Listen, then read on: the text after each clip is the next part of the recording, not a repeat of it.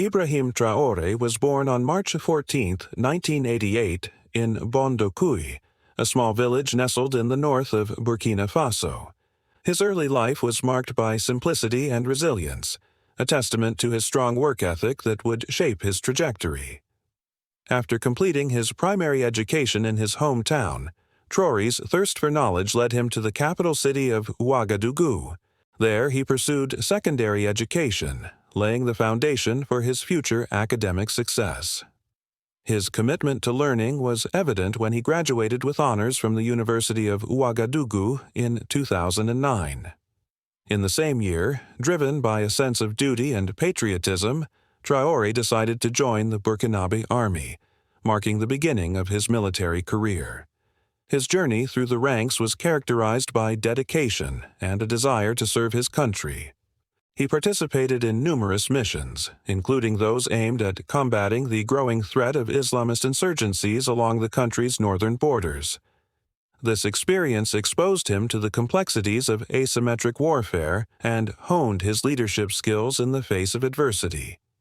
By September 2022, Traoré's perspective on governance had taken shape.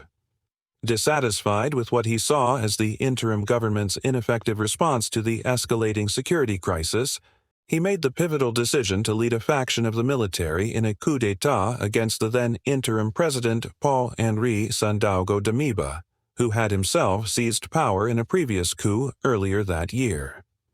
The move was seen as an attempt to address the deteriorating situation and bring about a more effective leadership. The swiftness and success of the coup were indicative of the growing discontent within the military ranks and the population at large regarding the handling of the security challenges. After assuming the role of transitional president and head of state, Traoré wasted no time in charting a new course for Burkina Faso. On October 6, 2022, he was sworn into office, officially marking the commencement of his leadership. The ceremony was not merely a formality, but a symbolic representation of the nation's hopes for a better future. It was a moment when the people of Burkina Faso looked toward their new leader with a mixture of anticipation and cautious optimism. Traoré's rise to power came at a pivotal moment in the country's history. Burkina Faso, a landlocked nation in West Africa, has been grappling with a multifaceted crisis, predominantly driven by Islamist insurgencies. These groups, often linked to international terror networks, have launched a wave of attacks, targeting both military installations and civilian areas. The violence has not only resulted in significant loss of life, but has also caused a mass displacement of citizens.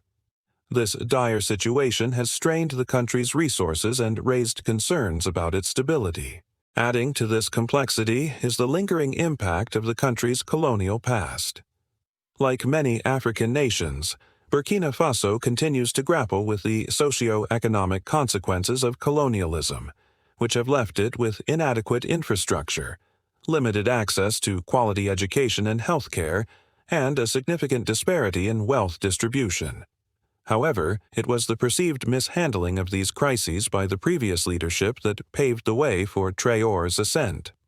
The dissatisfaction with the status quo, particularly within the military, culminated in the coup that brought him to power. The security situation had become increasingly dire, with the insurgency showing no signs of abating. The people felt let down by the inability of the government to protect them, leading to a growing sense of hopelessness and despair. In this context, Traoré's leadership presented a glimmer of hope. His military background and reputation for bravery instilled confidence in some segments of the population who saw in him the potential to restore order and security.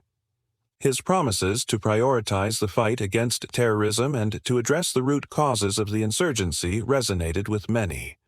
At least initially, his calls for national unity and his pledge to tackle corruption and mismanagement struck a chord with citizens who had endured years of instability and hardship. Yet, while Traoré's rise to power was met with both hope and support, it is essential to recognize that his journey has been far from easy. Leading a nation through crisis, especially one as deeply rooted and complex as Burkina Faso's, is fraught with challenges. The expectations placed upon him are immense, and the weight of an entire nation's hopes and dreams rests on his shoulders. One of the most immediate challenges Traoré has faced is the task of stabilizing the country. The security situation remains precarious, with the threat of extremist violence continuing to loom large. Restoring order and protecting the lives and property of the citizens are paramount in his agenda. Simultaneously, he must address the underlying socio-economic issues that have fueled the insurgency, such as poverty, inequality, and lack of access to basic services. These challenges are not merely about providing aid and resources. They are about instituting long-term structural changes that can uplift communities and create a sense of hope for a better future. Furthermore, Traoré's relationship with international actors has come under scrutiny. In an increasingly globalized world, a nation's leader cannot operate in isolation.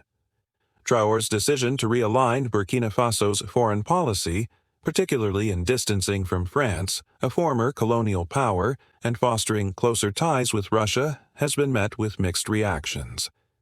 These diplomatic shifts have significant implications for the country's stability and its ability to secure international support in tackling the insurgency. As the world's youngest head of state, Traoré has found himself in the global spotlight. His actions and policies are not only scrutinized by regional and international bodies, but also by the younger generation of Africans who see in him a symbol of change and progress. The eyes of many young Africans are on him, hoping that he will not only deliver on his promises, but also serve as an inspiration for positive change across the continent. Despite these challenges, Traoré appears resolute.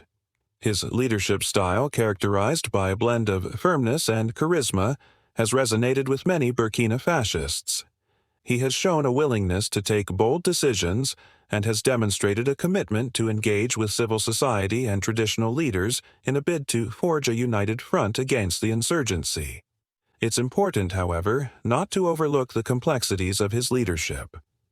While he enjoys significant support, particularly among the youth who see him as a beacon of hope, there are also voices of dissent. Some view his rise to power with skepticism, citing concerns about the implications for democracy and human rights.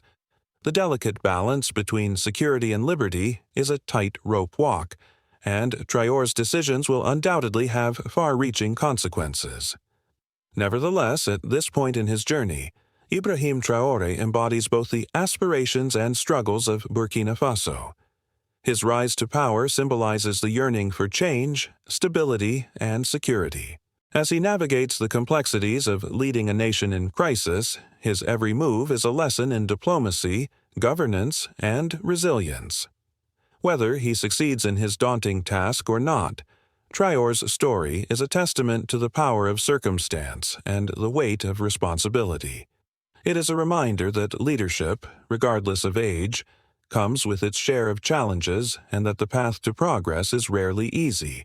And so we come to the present day where Ibrahim Traoré stands as a pivotal figure in the ongoing narrative of Burkina Faso.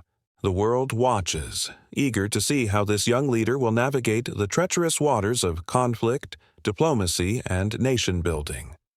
His journey thus far has been marked by both promise and peril, leaving many to wonder what the next chapter will hold. The story of Ibrahim Traoré is not just a personal narrative, but a reflection of the broader African experience, a continent rich in resources and potential, yet grappling with the legacies of colonialism and the complexities of modern geopolitics. His leadership serves as a microcosm of the challenges and opportunities that define the African continent in the 21st century. Thank you for watching. Please like and share if you enjoyed the video. Your support is appreciated.